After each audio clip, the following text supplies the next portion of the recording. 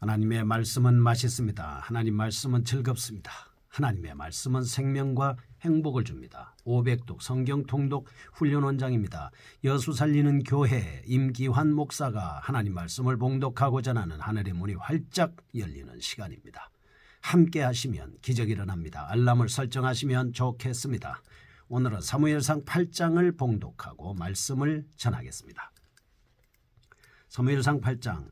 사무엘이 늙음에 그의 아들들을 이스라엘 사사로 삼으니 장자의 이름은 요엘이요 차자의 이름은 아비야라. 그들이 브엘세바에서 사사가 되니라.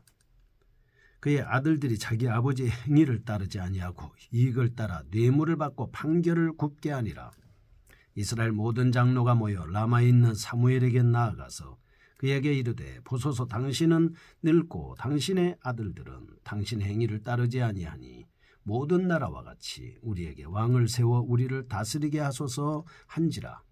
우리에게 왕을 주어 우리를 다스리게 하라 했을 때에 사무엘이 그것을 기뻐하지 아니하여 여호와께 기도하매 여호와께서 사무엘에게 이르시되 백성이 내게 한 말을 다 들으라. 이는 그들이 너를 버림이 아니요 나를 버려 자기들의 왕이 되지 못하게 함이니라.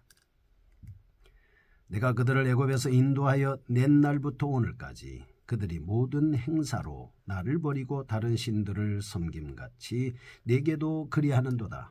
그러므로 그들의 말을 듣되 너는 그들에게 엄히 경고하고 그들을 다스릴 왕의 제도를 가르치라. 사무엘이 왕을 요구하는 백성에게 여호와의 모든 말씀을 말하여 이르되 너희를 다스릴 왕의 제도는 이러하니라. 그가 너희 아들들을 데려다가 그의 병거와 말을 어거하게 하리니 그들이 그 병거 앞에서 달릴 것이며 그가 또 너희의 아들들을 1000부장과 50부장을 삼을 것이며 자기 밭을 갈게 하고 자기 추수를 하게 할 것이며 자기 무기와 병거의 장비도 만들게 할 것이며 그가 또 너희의 딸들을 데려다가 향로 만드는 자와 요리하는 자와 떡 굽는 자로 삼을 것이며 그가 또 너희의 밭과 포도원과 감람원에서 제일 좋은 것을 가져다가 자기의 신하들에게 줄 것이며 그가 또 너희의 곡식과 포도원 소산의 11조를 거두어 자기의 관리와 신하에게 줄 것이며 그가 또 너희의 노비와 가장 아름다운 소년과 나귀들을 끌어다가 자기 일을 시킬 것이며 너희 양떼의 10분의 1을 거두어 가리니 너희가 그의 종이 될 것이라. 그날에 너희는 너희가 택한 왕으로 말미암아 부르짖되 그날에 여호와께서 너희에게 응답하지 아니하시리라 하니 백성이 사무엘의 말 듣기를 거절하여 이르되 아니로소이다. 우리도 왕이 있어야 하리니 우리도 다른 나라들 같이 되어 우리의 왕이 우리를 다스리며 우리 앞에 나가서 우리의 싸움을 싸워야 할 것이니이다 하는지라.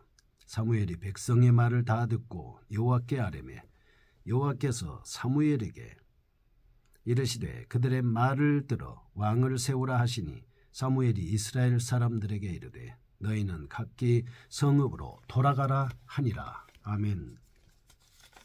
사무엘상 8장입니다. 이스라엘 백성들이 왕을 요구하고 있습니다.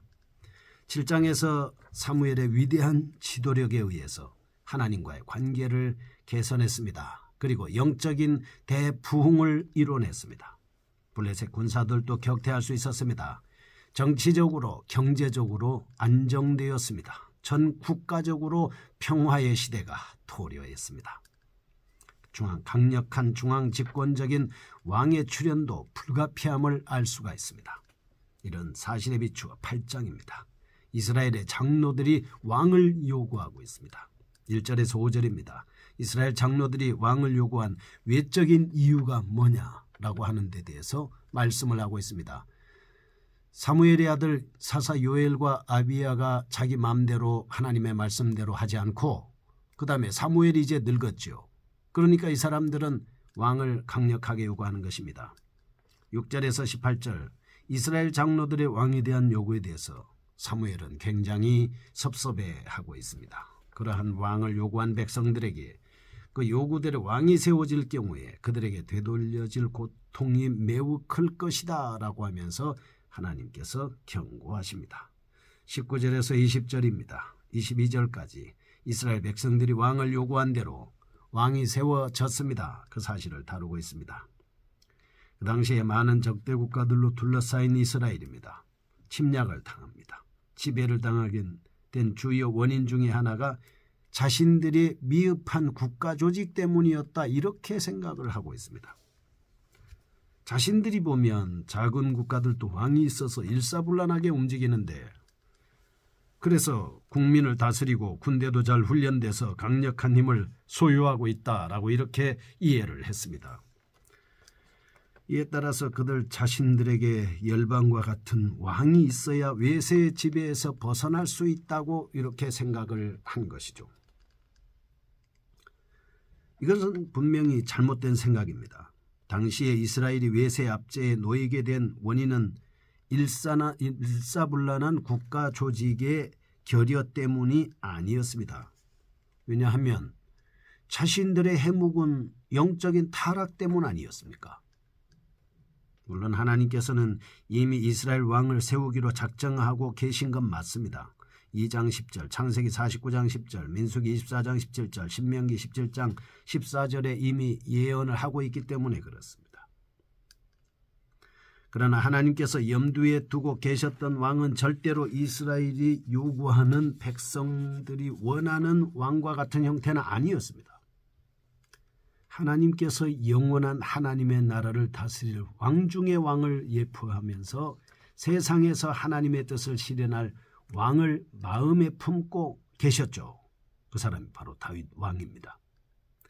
하나님께서 이스라엘 장로들의 왕을 요구한 부분에 대해서 불쾌한 이유가 몇 가지 있습니다. 첫째, 그들이 요구한 왕의 형태가 하나님의 의중과는 전혀 달랐습니다. 두 번째입니다. 그들이 왕을 요구한 동기, 순수하지 못합니다. 세 번째입니다. 왕을 요구한 시기가 적절하지 않습니다. 네 번째, 그들 자신의 정치적, 군사적 실패와 원인은 외형적인 것에서 찾으려고 했기 때문입니다. 왕이 없어서, 조직이 없어서, 그래서 우리가 지금까지 외세들에게 당하고 있다, 이렇게 생각한 거죠.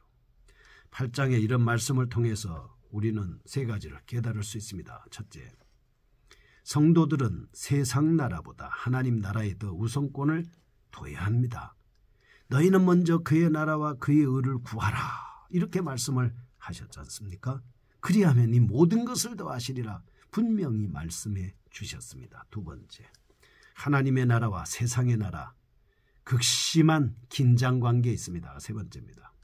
세상의 가치관은 힘의 논리만을 중시하죠. 근데 하나님은 그렇지 않습니다. 힘 있다고 어디 하나님이 마음대로 하시는 거 보셨습니까?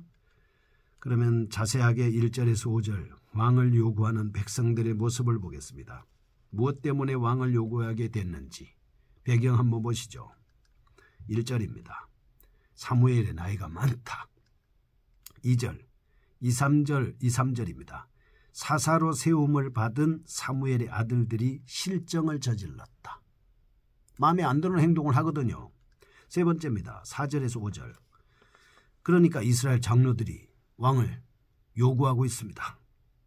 당시 이스라엘 장로와 백성들은 표면적으로는 사무엘의 노력과 아들들의 부패를 구실로 왕을 요구했습니다. 사실 그들이 왕을 요구한 이유는 다른 데 있습니다. 당시의 중동의 근동 지방에서는 이스라엘만이 왕정체제를 구축하지 못하고 있었습니다. 애굽은 이미 오래전부터 왕이 있어서 강국이 됐습니다. 이스라엘이 인접한 소국들도 왕이 있어서 힘센 군대를 소유해서 이스라엘을 괴롭히고 있습니다. 그래서 이스라엘 장로들이 그 나라들을 선망의 대상으로 동경한 끝에 왕을 요구한 것입니다. 이리해서 이들은 자신들의 내적인 동기는 감춘 채 왕을 요구했습니다.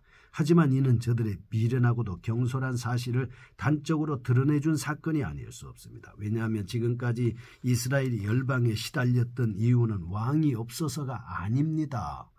하나님께 범죄했기 때문입니다.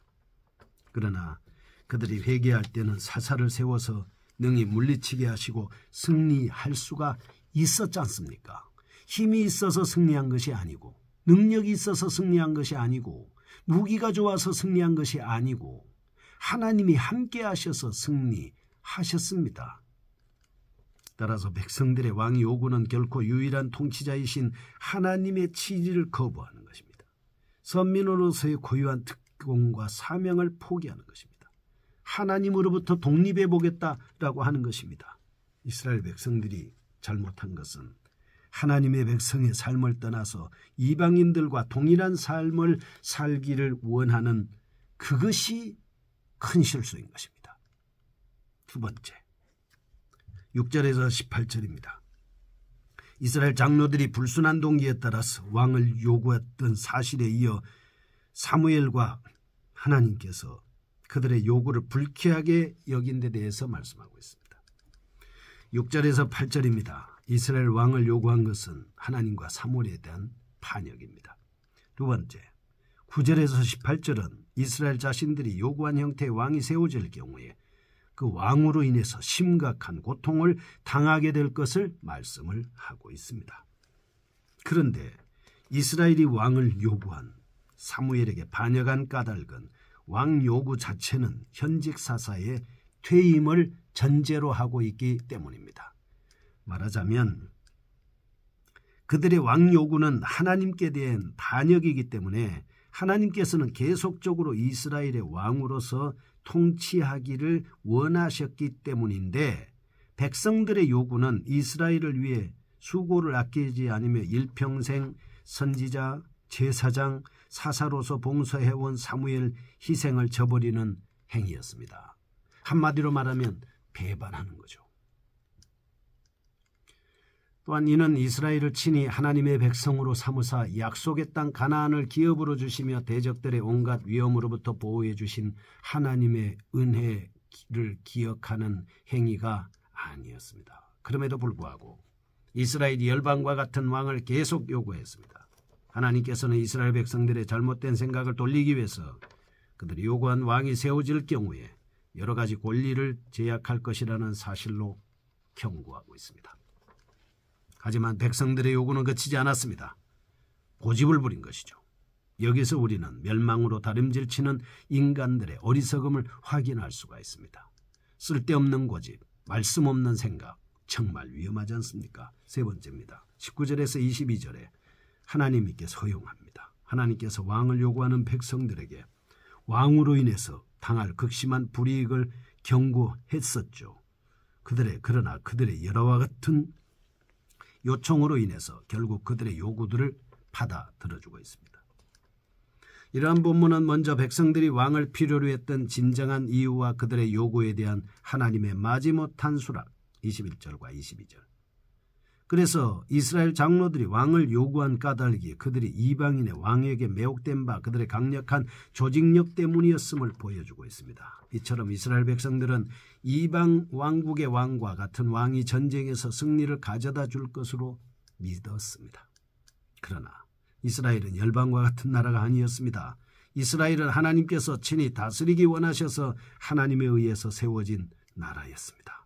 하나님께서는 그들 앞에서 그들을 위해 대신 싸우셨고 그때마다 이스라엘은 승리할 수가 있었습니다. 그런데도 이스라엘 백성이 열방과 같은 왕을 요구를 한 것은 여호와의 도우심을 포기하는 것과 똑같은 것입니다. 지금까지 하나님께서는 이방인들과 같이 되는 것을 경계했습니다. 따라하는 것도 경계했고 모방하는 것도 경계했습니다. 유혹에 빠져 그들과 동화될 때마다 징계의 채찍을 아끼지 않으셨습니다. 따라서 이스라엘이 이방의 방식을 쫓아 왕을 요구한 것은 이와 같은 하나님의 돌보심을 저버린 것이었습니다. 그들의 충성심을 테스트하기 위한 하나님의 시험에서 불합격이다, 이렇게 볼 수가 있습니다. 열방과 같은 왕을 요구한 이스라엘에게 하나님께서 그 요구를 수락하신 것은 징계하기 위한 의도였음이 분명합니다. 여기서 우리는 하나님의 경고를 무시하는 자에게는 징계의 채찍이 있다. 인간의 실패에도 불구하고 하나님의 뜻과 계획은 오히려 굳건히 성취될 수 있다라고 하는 것을 말씀하고 있습니다. 백성들의 요구에 수립된 이스라엘 왕정제도 훗날 자연스럽게 하나님의 뜻에 부합된 다윗 왕조를 성립시키는 촉진제가 됐습니다.